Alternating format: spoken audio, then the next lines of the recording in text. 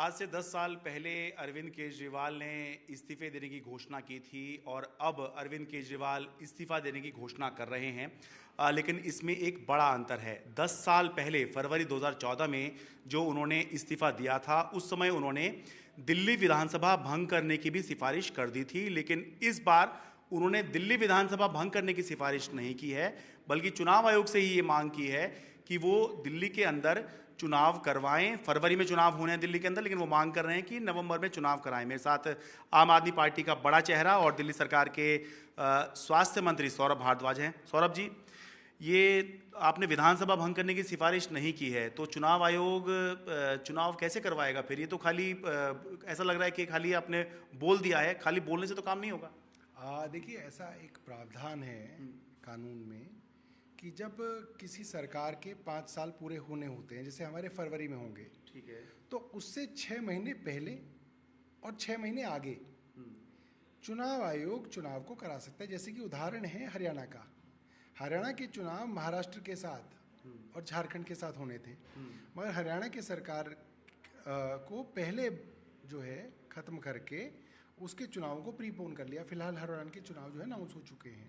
तो उसी तर्ज पे हमने ये कहा है, क्योंकि मुख्यमंत्री का ये मानना है कि मैं सुप्रीम कोर्ट से जमानत पाके बाहर आया हूँ, सुप्रीम कोर्ट ने तो मुझे न्याय दिया, मगर जनता की अदालत में मैं जाके ये जनता को कहना चाहता हूँ कि अगर आपको लगता है कि मैं ईमानदार हूँ तो आप मुझे वोट दीजिए, तो मैं उस मुख्यमंत्री की कुर्सी पे बैठूंगा, वरना नहीं बैठूंगा। इसलिए चुनाव आयोग को ये कहा गया है और केंद्र को ये कहा गया है कि आप जल्द से जल्द जो है, जो अब महाराष्ट्र के चुनाव होंगे उसके साथ दिल्ली के चुनाव भी करा दीजिए। हम तैयार हैं जनता के सामने जाने के लिए।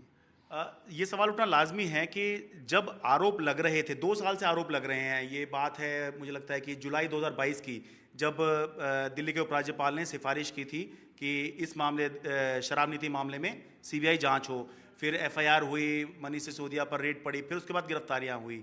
तो आरोप तो तब से लग रहे थे और जब गिरफ्तारी हुई तब भी इस्तीफा नहीं दिया। तो जब तब नहीं दिया इस्तीफा, जब जो कि मानते हैं कि अगर आप गिरफ्तार हो जाएं तो या आरोप लगे, वैसे तो आजकल नहीं देता है कोई आरोप लगने पर, लेकिन गिरफ्तार हो जाएं तब दे दें। लेकिन अब तो ना आरोप लगने पे इस्तीफा हुआ, ना गिरफ्तार होने पर, जेल में रहने के दौरान भी नहीं हुआ।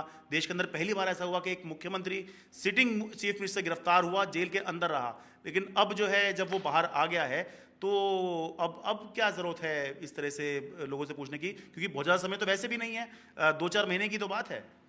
देखिए, आप अगर अरविंद केजरीवाल की ज़िंदगी का पूरा तरीका देखें तो वो आदमी इन चीज़ों के लालच में नहीं रहता कि मैं मुख्यमंत्री हूँ, इस कुर्सी से चिपक के बैठूंगा, या मैं कोई और पावर मेरे पास है। आईआईटी किया उन्होंने, अच्छी नौकरी पा सकते थे। आईआरएस किया, इनकम टैक्स कमिश्नर बने, पत्नी भी इनकम टैक्स कमिश्नर थी, अच्छी इज्जत थी समाज में, पैसे की भी कमी नहीं रहती, मगर फिर त्यागपत्र दे दिया। 10 साल तक झुग्गियों में काम किया, आरटीआई पे काम किया, राशन के लिए काम किया। नहीं पता था उन्हें कि कभी कोई आम आदमी पार्टी बनेगी, कोई आंदोलन होगा, मैं मुख्यमंत्री बन जाऊँगा, किसको मालूम था। उन्होंने तो बस इस्तीफा दे दिया था, जनता के लिए दे दिया था। और जब मुख्यमंत्री भी बने तो भी मुख्यमंत्री के पद का लालच अरविंद केजरीवाल को कभी नहीं रहा।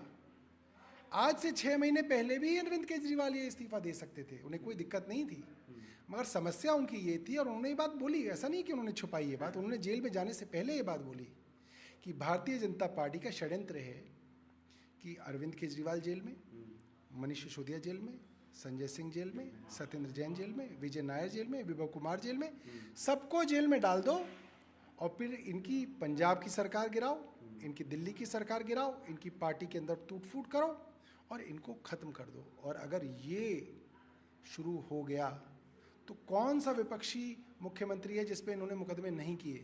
केरल के मुख्यमंत्री पे मुकदमा है, कर्नाटक के सिद्धरमैया पे मुकदमा है, बंगाल की ममता बनर्जी पे मुकदमा है, छत्तीसगढ़ के जो मुख्यमंत्री थे बघेल साहब, उन पे मुकदमा था। ये तो हर मुख्यमंत्री को जेल में डाल के सरकारें गिराएंगे। एक वक्त में ऐसा होगा कि पूरी देश के अंदर कोई सरकार ही नहीं होगी, सिर्फ भारतीय जनता पार्टी की सरकार होगी।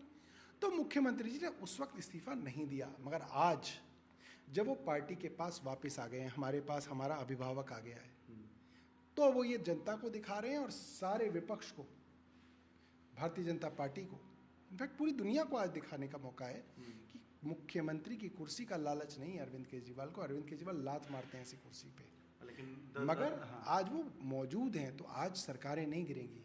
दिल्ली की, पंजाब की सरकारें नहीं गिरेंगी। आज पार्टी को नहीं तोड़ा जाएगा क्योंकि अरविंद केजरीवाल बाहर आ गए हैं।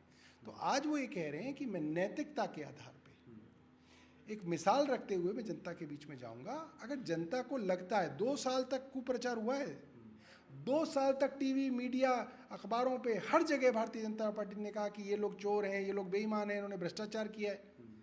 मगर अरविंद केजरीवाल का आप कॉन्फिडेंस देखिए, उनका रिस्क देखिए कि वो तमाम बाधाओं के बावजूद, पार्टी का ऑफिस छिन गया, पार्टी के पास पैसा नहीं है, बैंक अकाउंट खाली पड़े हैं, तब भी अरविंद केजरीवाल का कॉन्फिडेंस है खुद पे और जनता पे कि मैं जनता के बीच में जाऊंगा। जनता कहेगी उनका बेटा ईमानदार है तो मुख्यमंत्री की कुर्सी पे बैठेंगे, वरना नहीं बैठेंगे। दिल्ली के लोग ये जानना चाहेंगे अगला मुख्यमंत्री का कौन होगा।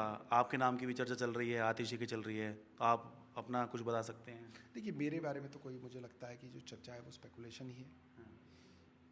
मोटे तौर पे जो भी आदमी मुख्यमंत्री की कुर्सी पे बैठेगा या मंत्री बनेगा, हर आदमी का ध्येय सिर्फ इतना है कि ये 10 दिन, 20 दिन, 1 महीना सरकार को एक केयर टेकर की तरह चलाई जाए, क्योंकि धरोहर तो अरविंद केजरीवाल की है। और किसी तरीके से जल्द चुनाव करा के इस कुर्सी पे उसके असली हकदार यानी कि अरविंद केजरीवाल को बिठाया जाए। बहुत बहुत शुक्रिया। दिल्ली से अपने कैमरा सहयोगी मनोज ठाकुर के साथ मैं शरद शर्मा, एनडीटी मीडिया।